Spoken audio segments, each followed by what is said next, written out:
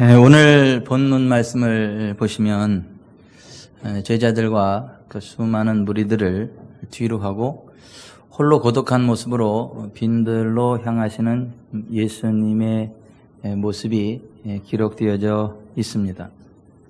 그러니까 예수님께서 모든 사람들을 뒤로 하고 하나님만이 계신 그 누구도 상대하지 않고 오직 하나님만 상대할 수 있는 그 빈들로 나아가셔서 하나님 앞에 진지하게 여쭙고 싶었던 기도의 내용이 있었고, 지친 마음의 어떠한 아픔, 상처, 그런 것들을 다시 한번 부여잡고 다잡고 일어나야만 할 그 무언가가 있으셨는 듯 합니다.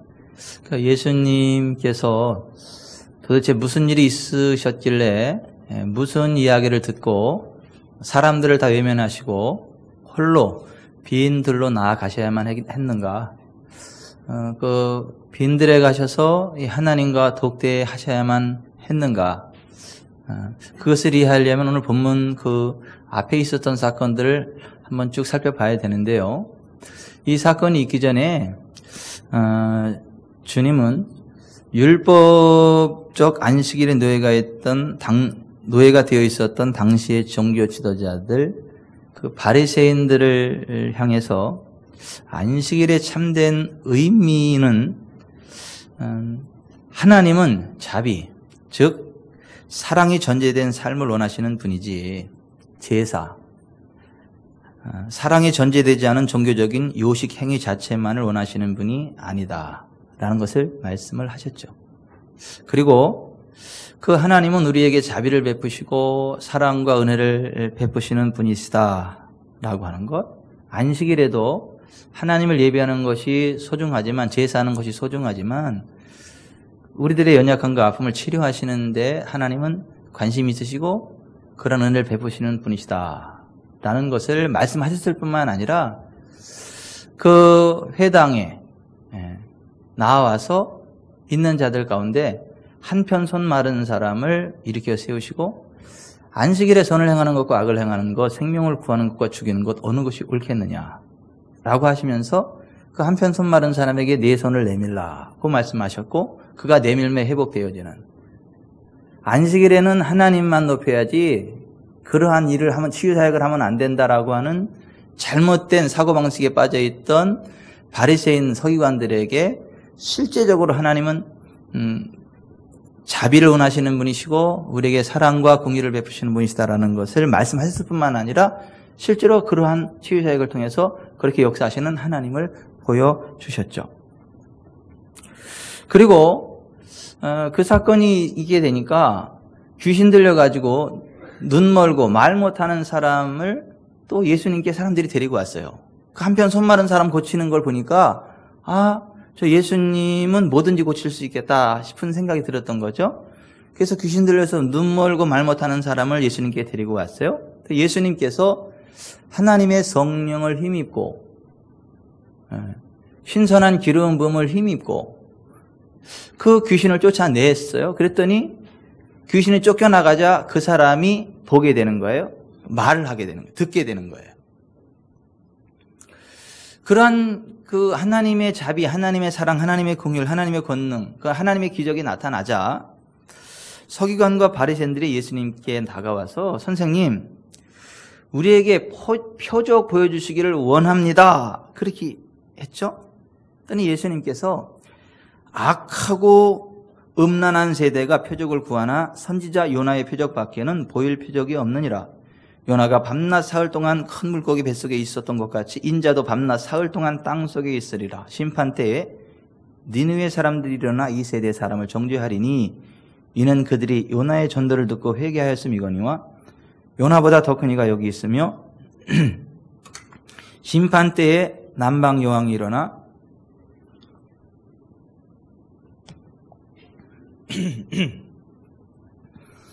이 세대 사람을 정죄하리니 이는 그가 솔로몬의 지혜로운 말을 들으려고 땅 끝에서 왔음이거니와 솔로몬보다 더 큰 이가 여기 있느니라는 말씀을 하시면서 더럽고 악한 귀신들의 역사로 사람들과 이 세대가 병들어 고통당하게 될 것이고 더욱더 강팍해지게 될 거다라는 말씀을 하셨습니다.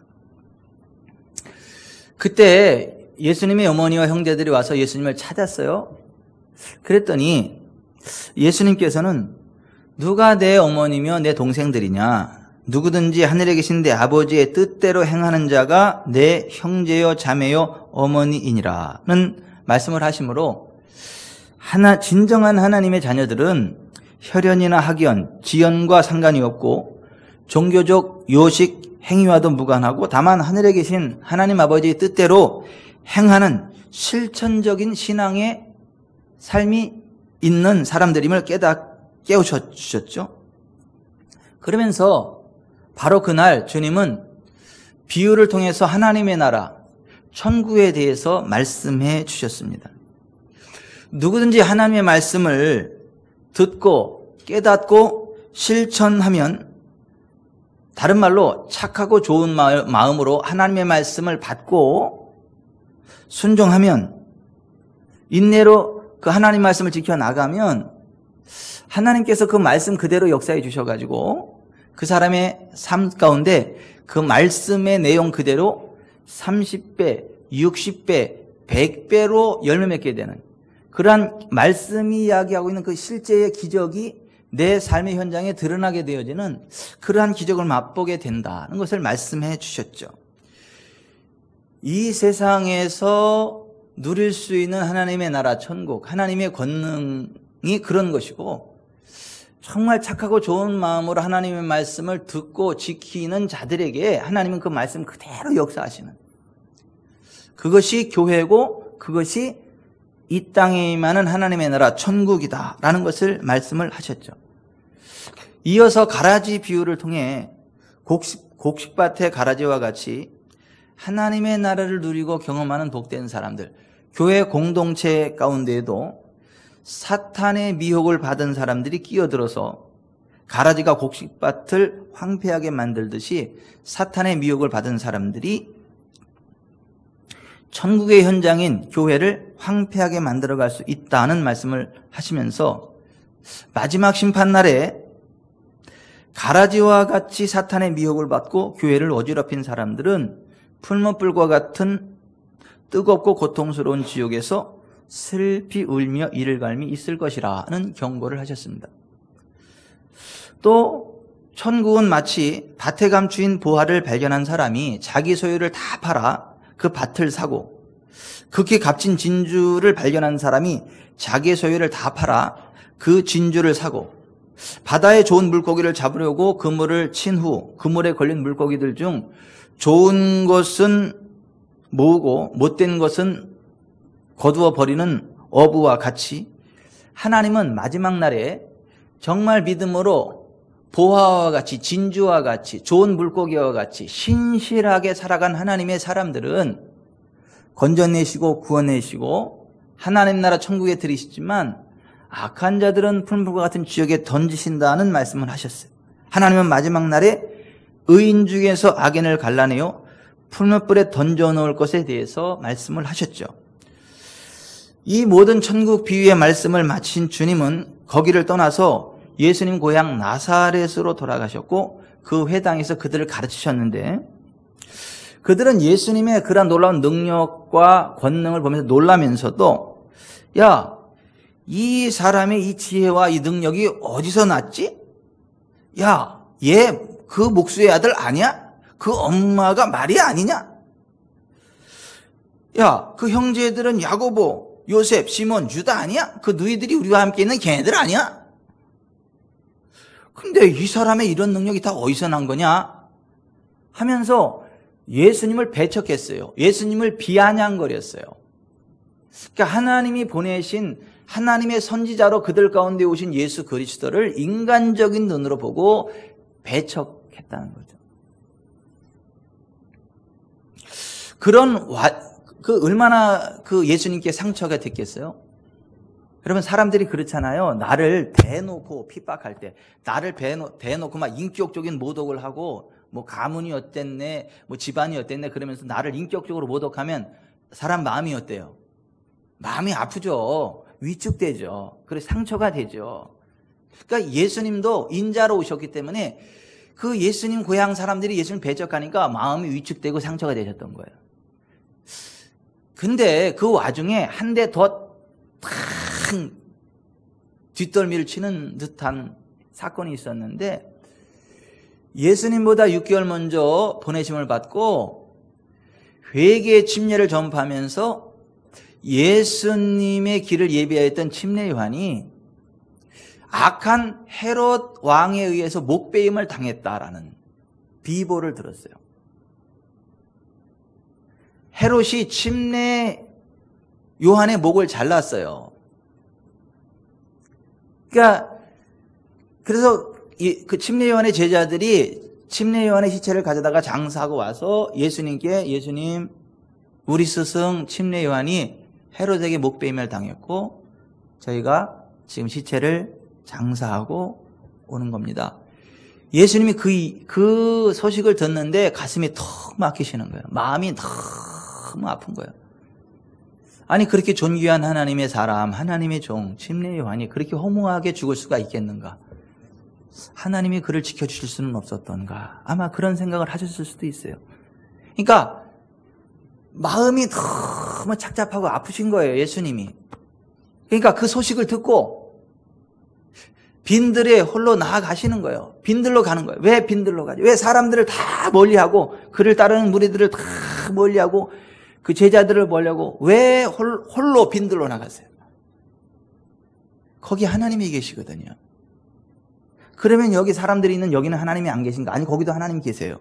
그런데 나 여호와가 말하노라. 나 여호와는 하늘과 땅 온 천지에 충만하지 아니하냐, 그렇게 말씀하셨거든요. 하지만 홀로 빈들로 나가셨던 이유는 사람들과 함께 그 시끄러운 속에서 하나님과 독대할 수가 없는 거예요. 그러니까 사람들이 없고 오직 하나님만 독대할 수 있는 빈들로 나아가셨던 거예요. 하나님께, 하나님, 제가 지금 마음이 너무 아프고 침례 요한이 목베이면 당했다고 하는데 하나님이 어떻게 된 겁니까? 막 그런 것들에 대해서 하나님 앞에 기도하시려고 그랬던 게 아니었나, 이런 생각을 해보게 됩니다. 근데 바로 그때 그 놀라운 능력과 권능과 기사와 이적을 행했던 예수님이심에도 불구하고 인간적인 눈으로 예수님을 바라보고 배척했었던 예수님의 고향 나사렛 그 사람들과는 대조적으로, 존귀한 하나님의 사람 침례 요한을 목을 베었던 헤롯과는 대조적으로, 환경이 어땠든 상황이 어땠든 하나님이 보내신 하나님의 사람이 있는 곳이라면, 하나님의 은혜가 임하는 곳이라면, 하나님의 은혜만 받을 수 있다면 그것이 어디도 괜찮고 어느 곳이든 나는 하나님의 은혜가 있는 곳이면 따라갈 것이고, 하나님의 사람이 있는 곳에 따라가서 내가 그 은혜를 받으리라. 이러한 간절한 마음의 열망이 있는 사람들이 아무도 없는 빈들에 계신 예수님께로 몰려왔단 말이죠. 예수님이 그 모습을 딱 바라보면서 힐링이 되는 거예요. 치료가 되는 거예요. 사람들로 인하여 받은 상처는 사람들로 인하여 치료될 수 있거든요. 아니, 예수님 고향 사람들이 그렇게 배척했는데 반대로 빈들에 홀로 계신 예수님을 통해서 역사하시는 하나님을, 그 하나님의 은혜를 삼으면서 거기까지 인산인으로 몰려오는 무리들을 보면서 예수님이 마음의 상처가 치료된 거죠. 아픔이 치료된 거죠. 그리고 그들을 보니까 그들 가운데 아픈 사람들이 그렇게 많은 거예요. 병자들이 그렇게 많은 거예요. 그러니까 예수님이 그들을 불쌍히 여기시면서 그들에게 하나님을 가르치고 하나님의 말씀을 가르치고 천국복음을 전파하시면서 그들 가운데 있는 모든 병자들을 다 고쳐주시기 시작을 했어요. 사람들이 얼마나 많든지 예수님이 계속 상담하고 하나님에 대해서 소개하고 성령님에 대해서 이야기하고 그러면서 사람들, 병자들을 다 고치다 보니까 시간이 계속 흘러요. 그러다가 저녁 때가 됐어요. 저녁 때가 됐는데도 예수님은 시간이 가는지 마는지 어두운지 마는지 그것도 모르고 사람들이 불쌍하니까 계속 그 치유 사역만 하는 거예요. 그랬더니 그 제자들이 한번 13절부터 봅니다. 예수께서 들으시고 배를 타고 떠나사 따로 빈들에 가시니 무리가 듣고 여러 고을로부터 걸어서 따라간지라. 예수께서 나오사 큰 무리를 보시고 불쌍히 여기사 그 중에 있는 병자들을 고쳐 주시니라. 저녁이 되매 제자들이 나와 이르되 이곳은 빈들이요 때도 이미 저물었으니 무리를 보내어 마을에 들어가 먹을 것을 사 먹게 하소서. 자, 예수님이 그 치유사에게 집중하시다 보니까 시간 가는 줄 모르고 사람들 배고픈 거 모르니까 이제 지금 사람들 저녁 때가 됐으니까 좀 여기는 빈들이니까 뭐 떡집도 없잖아요. 가게도 없잖아요. 인가도 없잖아요. 그러니까 좀 가까운 마을에 가서 좀 떡을 사 먹게 하자고 그렇게 얘기했던 거예요. 그랬더니 예수님이 기가 막힌 말씀을 하시는 거예요. 16절 예수께서 이르시되 갈 것 없다. 너희가 먹을 것을 주라. 얼마나 놀랐겠어요, 제자들이. 아니 세상에 아무것도 없는데 갈 것 없다. 너희가 먹을 것을 주라 그러니 이거 뭐야 이게. 막 얼마나 당황이 됐겠어요. 여러분들이 제자들의 입장이라고 생각을 해보세요. 아무것도 없는데 주래니까. 그래서 너무 제자들이 당황하게 됐는데 뭐 주래니까 주긴 줘야 되겠는데 뭐가 있나 보니까 있기는 있어. 보리떡 5개하고 물고기 2마리가 있어. 근데 자기들이 아무리 생각을 해도 이 보리떡 5개와 물고기 2마리로 그 남자만 5,000명 되는 한 25,000명 되는 사람들을 다 먹일 수 있다는 게 불가능해 보여요. 말도 안 되는 얘기예요. 그러니까 예수님께 이렇게 말씀을 드린 거죠. 제자들이 이르되 여기 우리에게 있는 것은 떡 5개와 물고기 2마리 뿐이니이다. 근데 예수님이 그것을 내게로 가져오라 하시고 무리를 명하여 잔디 위에 앉히시고 떡 5개와 물고기 2마리를 가지사 하늘을 눌러 축사하시고 떡을 떼어 제자들에게 주시매 제자들이 무리에게 주니 다 배불리 먹고 남은 조각을 12바구니에 차게 거두었으며 먹은 사람은 여자와 어린이 외에 5,000명이나 되었더라. 자 보십시다. 보리떡 5개와 물고기 2마리를 가지고 어떻게 그 남자만 20세 이상의 남자만 5,000명이니까 여자와 아이들까지만 25,000명 정도 되는 거예요. 우리 개념으로 보자면 그 보리떡 5개와 물고기 2마리를 가지고 어떻게 25,000명이나 되는 사람들을 다 배불리 먹게 하고도 12강조리가 남을 수가 있겠느냐는 거죠. 근데 실제 그러한 역사가 나타났다라고 하는 거예요. 여러분 어떠한 상황 가운데서도요 하나님이 개입하시면 해결되는 걸 믿으세요. 어떠한 상황 가운데서도 주님이 개입하시면 문제가 더 이상 문제가 안 된다는 걸 믿으세요. 하나님이 개입하시면 어떠한 상황 가운데서도 기적이 일어난다는 걸 믿으시기를 바랍니다. 우리가 이 세상 살아가는 동안에 사실 하나님이 도와주시지 않으면 우리의 힘만으로 해결할 수 없는 큰 문제들을 많이 만나거든요. 그게 건강의 문제일 수도 있고요. 그게 재정의 문제일 수도 있고요. 그게 대인관계의 문제일 수도 있고요. 그게 자녀들의 문제일 수도 있고요. 영적인 문제일 수도 있어요. 하지만 하나님의 은혜가 임할 때, 하나님의 권능의 손이 임할 때, 우리 주님의 축사가 임할 때 병이 떠나갑니다. 재정이 임합니다. 귀신이 떠나갑니다. 인간관계가 회복이 됩니다. 삶의 부흥이 옵니다. 오늘 여기 이 사람들이 그 보리떡 5개와 물고기 2마리를 가지고 다 배불리 먹고도 12바구니가 남았던 것 같은 기적이 오늘날도 일어난다는 거예요. 어떤 사람은 너무 열심히 일하죠. 밤낮 안 가고 열심히 일하죠. 그리고 교회 생활도 열심히 하죠. 그런데 계속 안 되는 사람이 있어요. 왠지 아세요? 하나님의 만져주심이 없기 때문에 그래요. 하나님의 도와주심이 없기 때문에 그래요. 여러분 내가 내 열심으로 교회 생활 열심히 한다는 것과 하나님이 이뻐하셔서 나를 만져주신다는 건 다를 수 있어요. 그러니까 하나님의 기준과 우리의 기준이 다르기 때문에 그래요. 정말 하나님이 기뻐하시는 모습으로 서야 되고 하나님이 기뻐하시는 모습으로 신앙생활 해야 되고 하나님이 기뻐하시는 모습으로 기도해야 되고 하나님이 기뻐하시는 모습으로 헌신해야 되고 하나님이 기뻐하시는 모습으로 예배 드리셔야 돼요. 그러한 사람들에게 하나님의 손이 임해요. 그러면 문제가 해결이 돼요. 병이 치료가 돼요. 재정이 생겨요. 귀신이 떠나가요. 하늘문이 열려요. 하늘의 기름 부음이 임해요. 더 이상 문제가 문제되지 않습니다. 여러분 2019년 저와 여러분의 삶이 그렇게 되기를 바랍니다. 하나님의 손이 저와 여러분에게 임해서 하나님이 주시는 부흥과 기적이 나타나길 바랍니다. 더 이상 문제가 안 되기를 바랍니다. 우리가 정말 하나님의 은혜 안에서 부흥과 기적을 누리려면 어떻게 해야 되나? 인간적인 계산에 의한 불신의 마음, 부정적인 마음을 버려야 돼요. 전능하신 하나님이 계시고 전능하신 하나님이 나의 아버지이시기 때문에 전능하신 하나님이 개입하시면 안 될 일 없다. 하나님이 함께 하시면 다 된다. 하나님이 함께 하시면 치료된다. 하나님이 함께 하시면 공급된다. 하나님이 함께 하시면 원수가 떠나간다. 하나님이 함께 하시면 인간관계 회복된다. 하나님이 함께 하시면 우리 자녀들이 세기동 노성벽이 될 거다. 그렇게 믿으셔야 돼요. 아유, 안 될 것 같아. 힘들 것 같아. 아이고, 아버지, 할 수 있거든. 좀 도와주세요. 그 주님이 뭐라 그래요? 야, 할 수 있거든이 무슨 말이요? 내가 제일 싫어하는 말이 그거라는 거 몰라? 믿는 자에게 능치 못함이 없어. 우리 주님은 그래요. 그러니까 우리가 정말 하나님이 주시는 부흥과 기적을 맛보려면 부정적인 생각, 불신앙의 생각을 내려놓고 하나님이 함께하면 다 됩니다.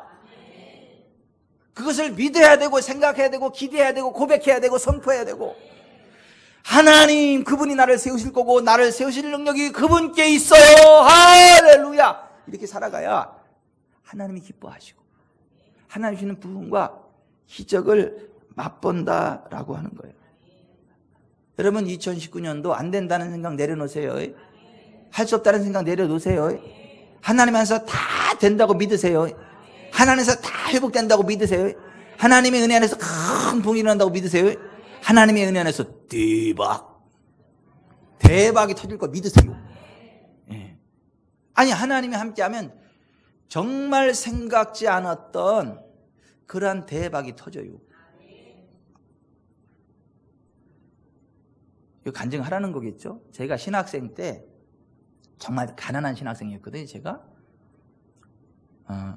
책 사보려면 밥을 굶어야 될 신학생이었거든요.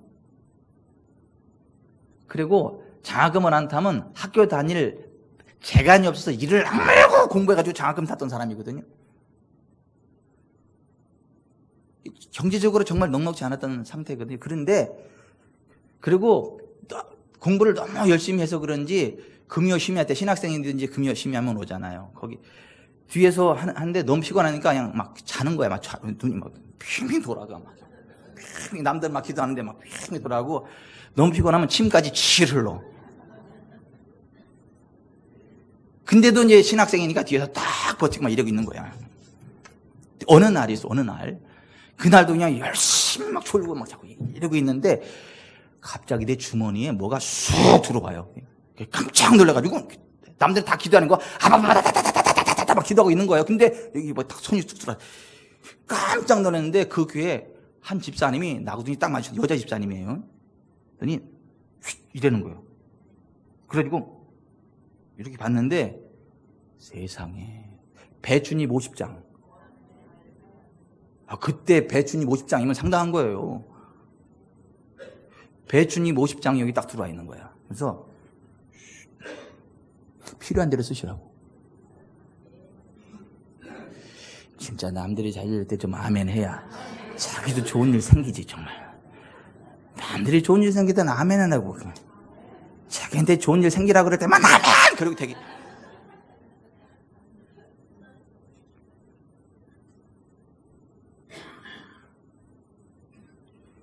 교회 개척할 때도 정말 힘드는데 어떤 집사님이 200만 원을 들고 와가지고, 그것도 현찰로 들고 와가지고 딱 주면서, 목사님 이거는 교회에 쓰라는 게 아니고 목사님 개인의 필요를 위해서 쓰라고 하는 거예요. 하나님이 그러셨어. 그러니까 교회를 위해 쓰지 말고 목사님 개인의 생활비로 쓰라고 드리는 거예요. 그러면서 드리고 주고.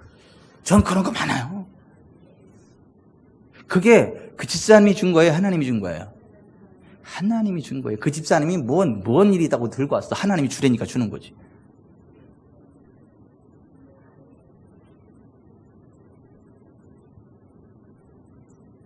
여러분, 하나님이 함께 하시면 아무것도 문제가 안 되는 걸 믿으세요. 하나님이 함께 하시면 어떤 질병도 치료된다고 믿으세요. 본문처럼. 어떤 필요도 채워진다고 믿으세요. 어떤 불가능도 가능으로 바뀐다는 걸 믿으세요. 우리가 정말 하나님이 주는 부흥과 기적을 맛보려면 첫째, 안 된다는 생각을 버려야 돼. 내가 믿는 하나님은 전능하신 하나님이고 전능하신 하나님 나와 함께 하시기 때문에 반드시 된다. 하나님 날 도와주셔서 반드시 나는 일어나 굳게 서게 될 것이다. 부흥의 길을 달려가게 될 것이고 주는 자가 될 것이고 돕는 자가 될 것이고 하나님의 영광을 드러내는 자가 될 것이다 라고 믿으셔야 돼요. 어떠한 상황 건도 절대 빨랫줄에 목을 매시면 안 돼. 어떠한 상황 건도 절대 주의 양식을 먹으면 안 돼. 전능하신 하나님을 바라봐야 돼. 어떠한 상황 가운데 있어도 아파트 꼭대기에 올라가서 떨어지면 안 돼. 하나님이 함께 하셔서 될 걸 믿으셔야 돼. 믿으셔야 돼. 오산교회에 한 집사님 계세요. 그분이 정말 힘들 때 교회 나왔어. 먹을 게 없어가지고 길에 다 쫓겨나야 돼. 이제 사업에다 이게 부도나고 그래가지고 집도 쫓겨나고 길거리에 다 앉아야 되는 상황. 그때 교회를 나왔어. 제가 그분을 딱 붙잡고 예수님 영접하는 기도를 했어. 그리고 예수님 영접하자마자 제가 그분한테 11조를 이야기했어. 사장님, 지금 사업이 망해서 힘들죠? 그러니까 이 돈이 들어와야 되잖아요. 그러니까 하나님의 돈이 오는 법 가르쳐 드릴게요. 말라기 3장을 딱 펴놓고 11조라는 게 나오는데 이 11조를 하면 하나님이 사장님 그 재정적으로 축복해 주셔가지고 사장님이 손에 입힌 사람들 다 갚을 수 있도록 재정이 많으니까 그냥 하세요. 그랬더니 기가 막히잖아. 교회 처음 나온 사람인데 11조 하고 막 그러니까 이게 쳐다봐. 그러거나 말거나 나는 이 성경에 그렇게 돼 있으니까.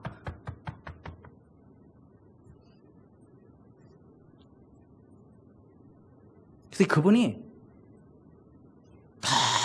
너무 힘드는데 쌀이 없으니까 쌀이 오더래. 쌀. 난 기억도 안 나는데 쌀이 다 떨어졌어. 근데 띵동띵동 누르고 있더래. 딱 보니까 이병 전전사가 쌀을 딱 짊어지고 와 있더래. 난 기억도 안 나. 나는 아마 하나님이 그 천사를 이병천 전도사 모습으로 보내지 않나 이런 생각이 들어. 아니면 가구도 생각을 못하고 나 어쩌거나 그랬대. 쌀이 딱. 근데 그분이 너무 힘들으니까 아파트 꼭대기로 올라갔다 그러더라고. 그래서 한 발을 딱 이렇게 했어. 이렇게 한 발을 딱 무게 중심만 옮기면 이제 그냥 끝이야. 근데 딱 이렇게 하는데 생각이 났대. 전능하신 하나님이 함께하면 다 된다고. 하나님 안에서 된다고. 그래가지고 그냥 발을 이렇게 다시 내려왔대. 그러면서 하는 얘기가 전도사님 아니었으면 내가 그때 극단적으로 갔다고. 지금은 그분이 잘 살아요.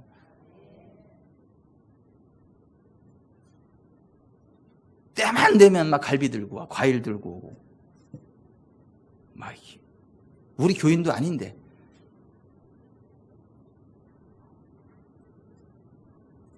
여러분, 하나님은 살아계시거든요. 그 하나님은 전능하신 분이거든요. 그 하나님이 함께하면 안 될 일 없거든요. 그 하나님 도와주면 안 될 일 없거든요. 정말 우리의 인생이 비극적으로 끝나지 않고 정말 부흥과 기적 가운데에 살아가기를 원한다면 안 된다는 생각 내려놓으셔야 돼요. 모든 부정적인 생각을 내려놓으셔야 돼요. 내 사전에 불가능이란 없다. 그 어린아이 나폴레옹도 그런 얘기하면서 천하를 호령한 거예요. 근데 우리는 어른인데 그 어린아이 나폴레옹만도 못해서는 안 되잖아. 따라서 하십시다. 내 사전에 불가능은 없다. 여러분, 불가능이라는 단어를 지워버리세요. 하나님이 함께하면 된다고 믿으세요. 아멘. 정말 우리는 하나님 안에서 될 수밖에 없어요. 우리가 예배 드릴 때마다 처음으로 고백하는 신앙 고백이 뭐예요? I believe in God the Father Almighty. 나는 전능하사 천지를 만드신 하나님 아버지를 내가 믿습니다. 이게 첫 번째잖아. 그 전능이 뭐예요? 말 그대로 전능, 다 할 수 있다는 거, 다 할 수 있다는 거. 그 하나님을 믿는 게 믿음이라는 거예요. 여러분, 하나님 말씀대로만 순종하면 들어와도 복을 받고 나와도 복을 받습니다. 세계 모든 민족이 뛰어난 민족 됩니다. 짐승이 복을 받습니다. 새끼가 복을 받습니다. 사업이 잘 됩니다. 하늘문이 열립니다. 그리고 반드시 복을 받고 가난하게 되지 않습니다.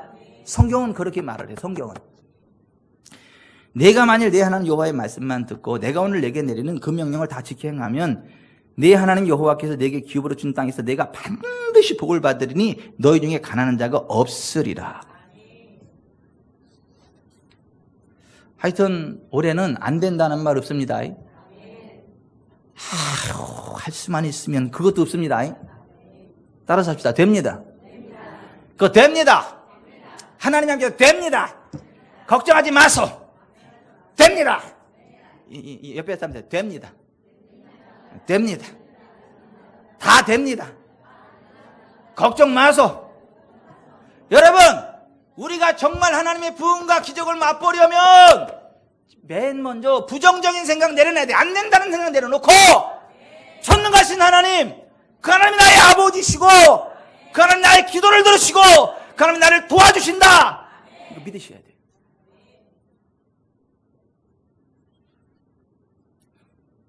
두 번째, 정말 우리가 하나님이 주시는 부흥과 기적을 맛보기 원한다면 하나님께서 보내신 자, 하나님의 사람, 하나님의 사역자, 하나님의 사자, 하나님의 선지자들을 믿고 따라야 돼요. 그들을 대적하면 안 돼요. 그들을 배척하면 안 돼요. 예수님 고향 사람들은, 나사렛 사람들은 어떤 기사와 능력도 맛보지 못했어요. 거기선 예수님이 아무런 권능도 행하지 않으셨어요. 행하실 수도 없었고 행하시지도 않았어요. 왜? 하나님의 보내신 자 예수 그리스도를 거부하니까 거기에 하나님의 영광이 나타나지 않아요. 하지만 빈들에 계신 예수님, 하나님이 보내신 자 예수 그리스도를 믿고 그 하나님의 선지자로 오신 예수 그리스도를 찾아 빈들까지 나온 그 사람들은요, 다 치료받았습니다. 다 그 보리떡과 물고기를 배불러 먹었습니다. 아멘. 그래서 이 오병이어의 기적이 일어난 바로 직후에 그 예수님의 제자들이 예수님께 나와서 요한복음 6장에 이 똑같은 사건이 기록되어 있는데 요한복음 6장 28절에 이렇게 돼 있어요. 우리가 어떻게 하여야 하나님의 일을 하오리까? 그랬더니 예수님이 이렇게 말씀하십니다. 하나님께서 보내신 일을 믿는 것이 하나님의 일이니라. 따라서 하십시다. 하나님께서 보내신 일을 믿는 것이 하나님의 일이니라. 거기서 하나님이 보내신 이가 누구죠? 예수 그리스도. 우리가 정말 하나님의 부흥과 기적을 맛보기 원한다면 하나님께서 보내시는 하나님의 사람, 하나님의 선지자를 믿어야 돼요. 신뢰하고 따라야 돼요. 시대별로 보자면 구약시대 이스라엘 백성들은 하나님이 보내신 이 모세와 선지자들을 믿고 따를 때에는 하나님의 영광과 권능과 부흥과 기적이 나타났어요. 하지만 그들을 배척할 때에는 그들이 패망하고 저주 가운데 있고 평안함이 사라져버렸어요. 신약시대에는요, 하나님께서 보내신 선지자 예수 그리스도를 믿는 그들이 하나님의 영광을 맛보고 하나님의 권능과 기적을 맛봤어요. 초대 예루살렘 교회는요, 하나님이 보내신 성령을 환영하면서 성령 안에 사역하는 사도와 선지자들을 믿고 따르는 자들이 다 기사와 이적과 부흥과 권능을 맛봤어요. 말세 성도들은요, 성령님을 환영해야 돼요. 요한계시록 2장 7절에 보면 귀 있는 자는 성령의 교회들에게 하시는 말씀을 들을지어다. 성령님을 환영해야 돼요. 그리고 성령님을 환영하면서 하나님의 성령께서 교회 위에 세우신 하나님의 사자, 하나님의 목회자들을 신뢰하고 따라가야 그 복을 받는다. 사도행전 20장 28절에 에베소 교회 목회자들을 향해서 이렇게 말씀했어요. 여러분들은 자기를 위하여 또는 온 양떼를 위하여 삼가라. 성령이 그들 가운데 여러분을 감독자로 삼고 하나님이 자기 피로 사신 교회를 보살피게 하셨느니라. 그러니까 목회자들은 하나님이 세운 게 아니고 예수 그리스도께서 세운 게 아니고 성령께서 세우셨다, 이렇게 이야기를 해요. 말세 성도들은 성령의 음성을 듣고 따라가야 복을 받는다고 이야기를 해요. 근데 그 성령의 음성을 듣고 따라가는 구체적인 방법이 뭐냐면 성령께서 감독자로 세우신 개교회 목회자들의 영적인 권위에 순복하며 나아가는 거. 이게 하나님의 부흥과 기적을 맛보는 중요한 방법이라는 거예요. 여러분 여기 좀 보세요. 이 세상에 어떤 부모가 자기 자식 잘못된 길로 인도하는 부모 있나요? 아니, 이 세상에 어떤 부모가 자기 자식을 죽음으로 내모는 자식이 있어요? 자식이 잘 되는 거라면 뭐든지 합니다. 어떤 때는 부모가요, 자식한테 소리도 지릅니다. 막 심한 소리도 합니다. 심지어 야 이 새끼야 나가 뒤져 이런 얘기도 합니다. 또 그 얘기 듣고 나가 진짜 뒤지면 그 불효자입니다. 그 진짜 나가 죽으란 얘기가 아니죠. 너 그렇게 하면 안 되지 않니? 정신 차리고 똑바로 해야 네가 정말 복된 삶 살지 않겠니? 이런 말이잖아요. 그죠? 아니에요? 아니, 이 세상에 어떤 부모가 자기 자식에게 안 좋은 얘기를 하냐고. 나가 뒤져라 얘기를 해도 그건 뒤지란 얘기가 아니고 정신 차려라 그런 얘기잖아요. 마찬가지로 이 세상에 어떤 목회자가 자기 성도들을 저주하는 목회자가 없어. 자기 성도들을 저주의 길로 모는 목회자가 없어. 때로 목회자가 막 큰 소리를 치더라도 막 삿대질을 하더라도 그게 너무 안타까워서 잘 되라고 그러는 거지 진짜 나가서 뒤지란 얘기가 아니에요. 아유, 이게 또 세게 나가냐.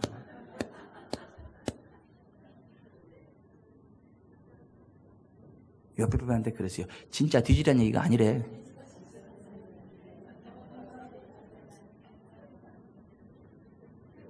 자, 여러분 여기 좀 보세요.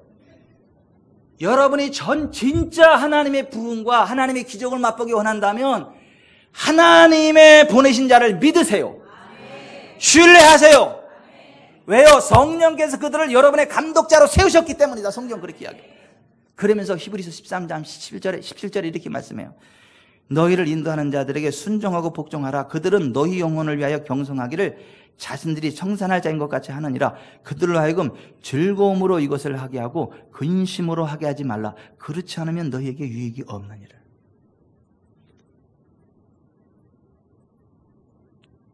여러분들이 정말 하나님의 부흥을 원하고 기적을 원한다면 하나님의 사람들을 존중하세요.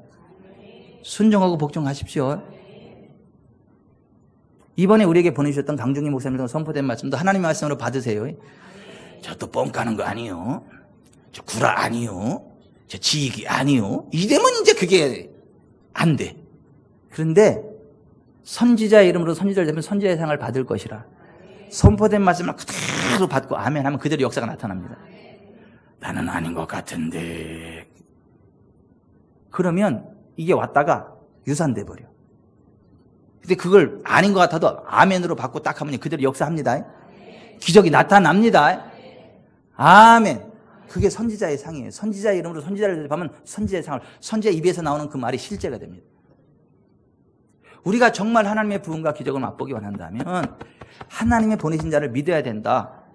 요한복음 6장에 그렇게 말씀하신 거 30절에. 여러분, 존귀한 하나님의 사람 케네스 해긴의 간증을 소개해 봅니다. 잘 들으세요. 수년 전에 일어났다는 사건이 있다.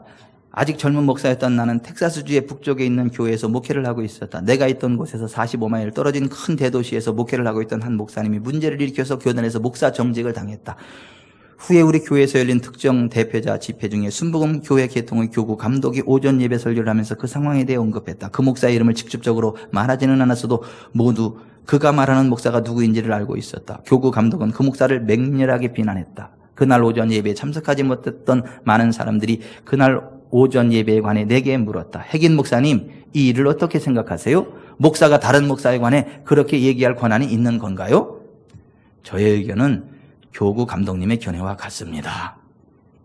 그 일이 있고 2주가 지났을 즈음 잠자리에 들려고 불을 끄고 침대에 무릎을 꿇고 앉아 기도를 막 하려고 했다. 갑자기 방에 불빛이 환하게 들어왔다.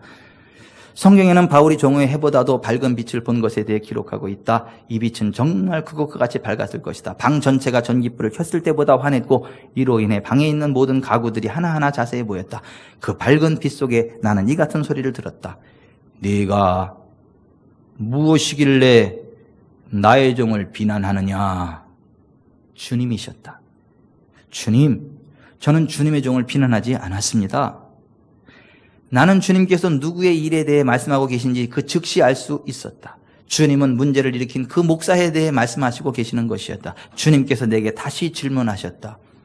네가 무엇이길래 나의 종을 비난하느냐? 나 역시 반복하여 대답했다. 주님, 저는 절대 주님의 종을 비난한 적이 없습니다. 그랬더니 주님께서 세 번째 내게 물으셨다. 네가 무엇이길래 나의 종을 비난하느냐? 나 역시 세 번째 주님께 이렇게 말했다. 주님, 저는 주님의 종을 비난하지 않았습니다.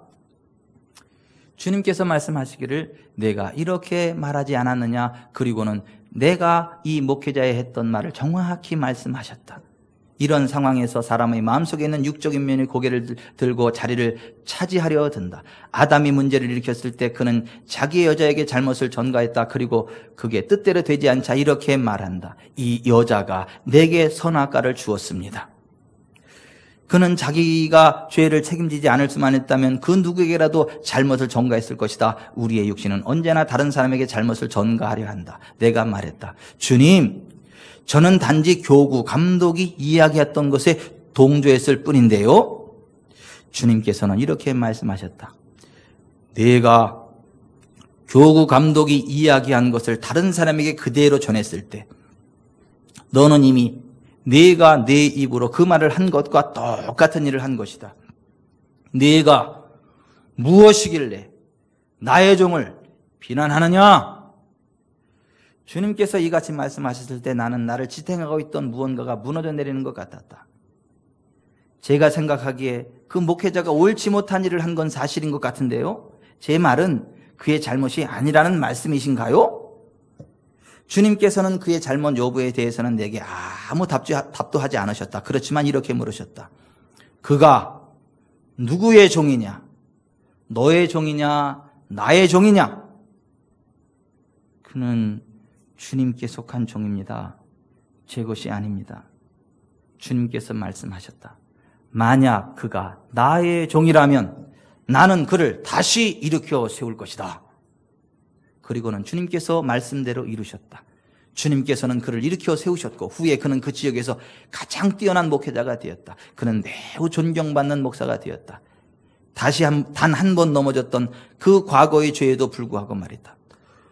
도대체 무엇이길래 주님의 종들을 비난할 수 있단 말인가? 많은 경우 우리가 다른 이들에 대해 말하는 나쁜 것들이 우리의 건강을 해치고 있는 요인이 된다. 여러분들이 정말 하나님의 부흥과 기적을 원한다면 하나님의 보내신 자를 신뢰하세요. 하나님의 사자들을 신뢰하세요.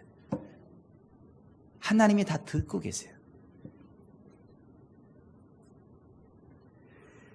여러분들이 정말 하나님의 부흥과 기적을 맛보기 원한다면 기도하세요.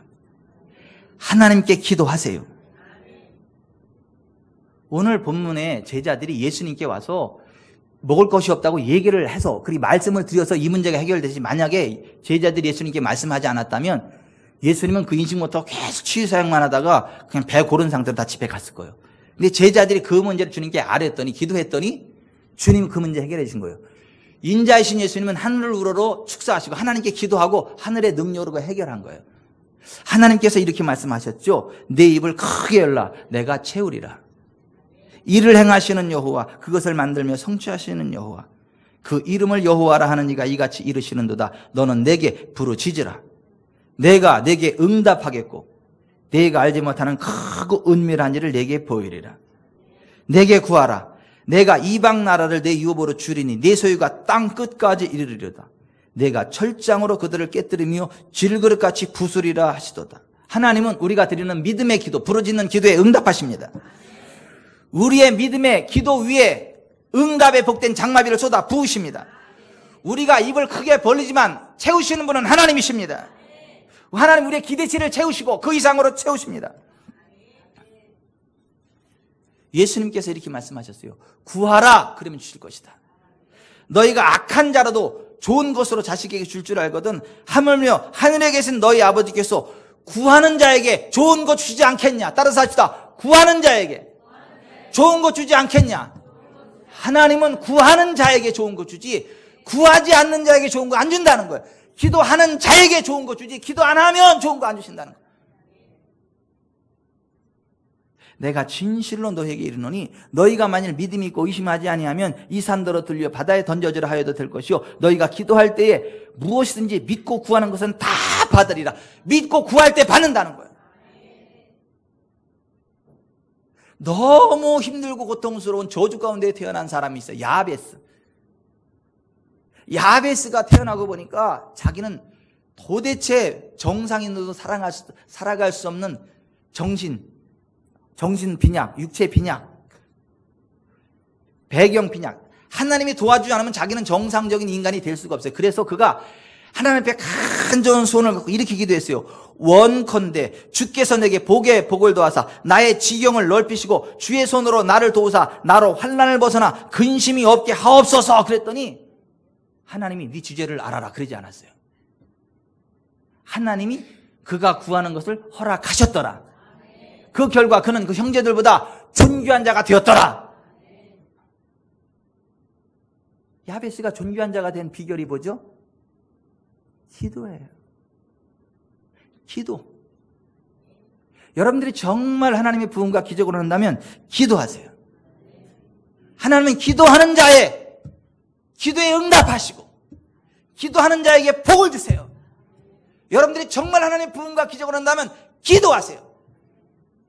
우리 교회는 딱 하나만 보강되어지면 천하를 호령하는 세상에 감당하지 못하는 엄청난 위력을 발휘할 거야. 기도. 우리 교회는 너무 점잖해. 기도하려면 다들. 물론 하나님은 우리의 생각까지 통촉하시니까 기도를 드려요. 근데 그럼에도 불구하고 하나님은 너는 내게 부르짖으라 그랬어요. 2019년도 기도에 불이 타오르길 바랍니다. 기도가 활활 타오르길 바랍니다. 기도가 활활 타오르는 만큼 부흥의 불이 타오를 거예요. 기도가 활활 타오르는 만큼 하나님의 기적이 나타날 거예요. 왜냐하면 구하라 준다 그랬어요. 구하면 좋은 거 준다 그랬어요.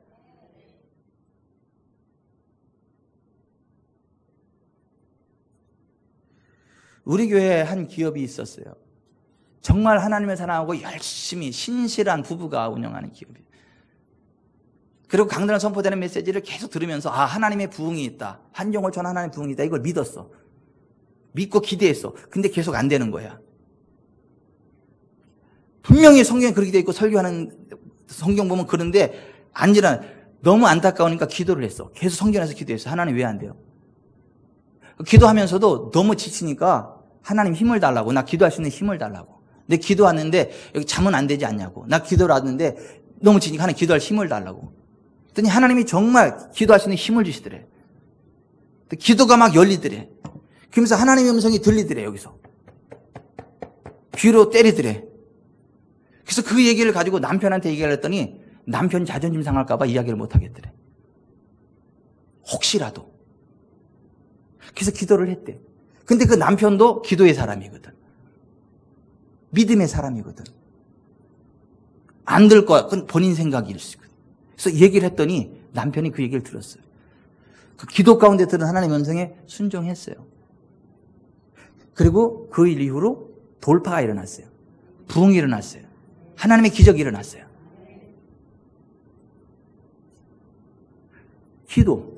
기도의 돌파가 일어나니까 재정의 돌파가 일어나는 거예요. 환경의 돌파가 일어나는 거예요. 부흥이 일어나는 거예요. 여러분 우리가 올해 기도합시다. 기도합시다. 새벽에도 기도해요. 새벽에 못 나오면 저녁 8시 기도해야 하세요. 그것도 안 되면 낮에 기도하세요. 그것도 안 되면 밤 12시에 나와서 기도하세요.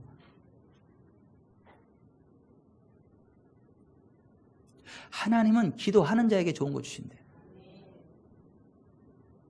기도하는 자에게 응답하신대요.